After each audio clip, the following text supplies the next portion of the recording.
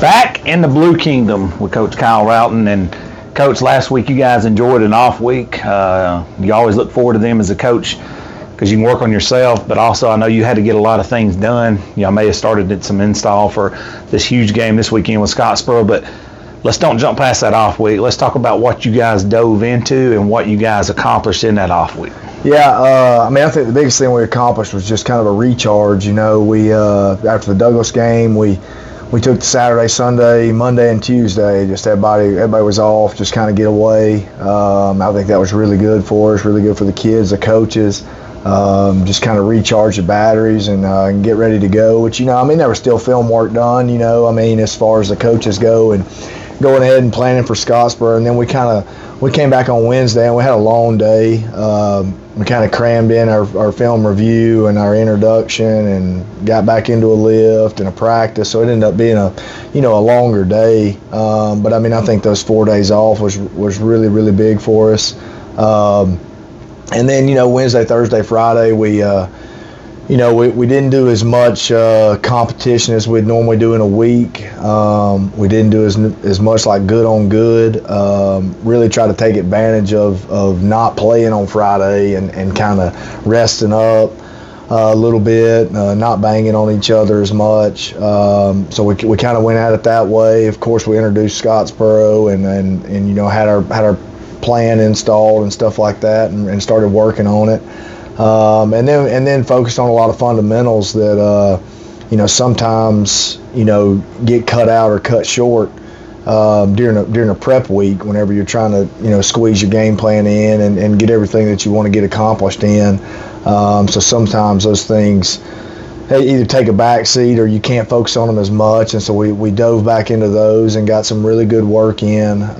So I felt like Wednesday, Thursday, and Friday were really good days for us on our off week. And what made that off week even better was we were on fall break, so we didn't have school either. So that was that was really good. So it was like you truly got a weekend and then 2 more days of no school, no class, no practice, no.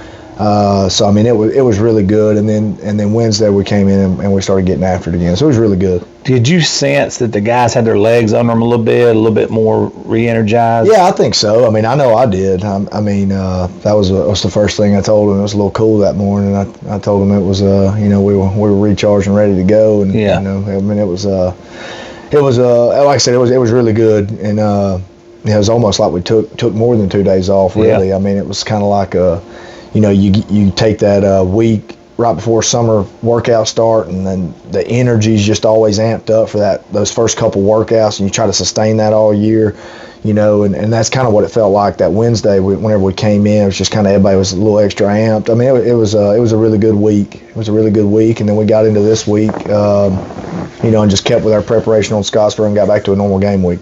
This week right here is a massive game. You guys are sitting here at 3-1, and you definitely control your destiny to host, correct? But you may have to have a little help to get to be the number 1 seed in the playoffs. Right. But if you win out, you host regardless, correct? Right, I believe so. I don't know if I've dove into every scenario. And there's 50 different ways to chop it. Yeah, I think there's, I guess there's 4 of us at 3-1. And we play each other this week. So, Boaz and Gunners will play, and us and Scottsboro play. So,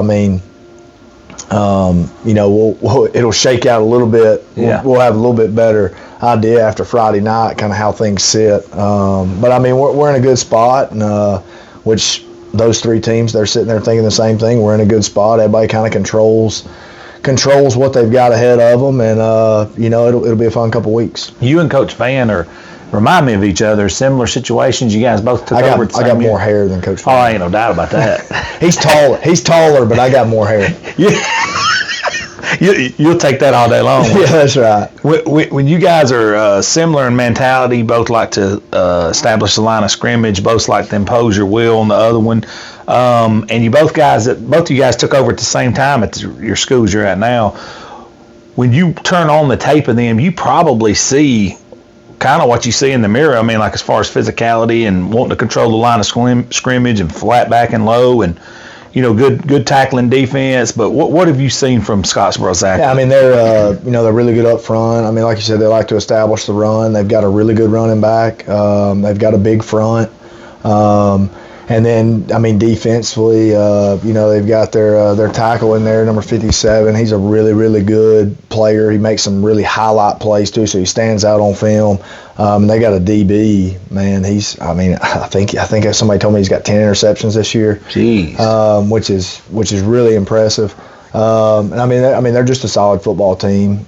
They're physical. They're well coached. And like you said, I mean, they really like to run the ball. So I mean, if we get in and we're both able to do what we want to do, this game might be over with at 8:45. Yeah, I was to say, y'all be at the Waffle House by 9. That's right. But when you're looking at your squad and you're looking in the mirror, and I know you're obviously going to look at your guys first. What are the things you got to do to be successful in this game? I mean, just really the same thing. Every week, really. I mean, obviously we've got to block 57, but we've got to establish a line of scrimmage. From the start across the board. And our backs have got to get the tough yards. Because nothing's going to come easy, and that's going to be the same for them. I mean,